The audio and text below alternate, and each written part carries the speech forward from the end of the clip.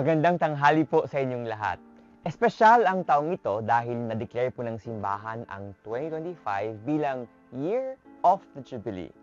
It's a special time of grace and forgiveness and is only celebrated every 25 years. Imagine! Ibig sabihin po, ang susunod na Jubilee Year ay sa 2050 na. Nako, buhay pa kaya tayo nun? Sana.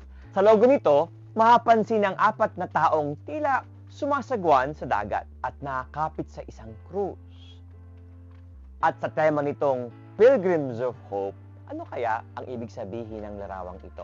Paano kaya magiging mahalaga ang krus ni Kristo sa lakbaying ito? Is the cross the only hope we need in this chaotic, crazy world? Susubukan po nating pag-usapan yan, tuklasin ang mga kasagutan kasama ng ating mga barkada dito. Halina po tayo ng magnilay.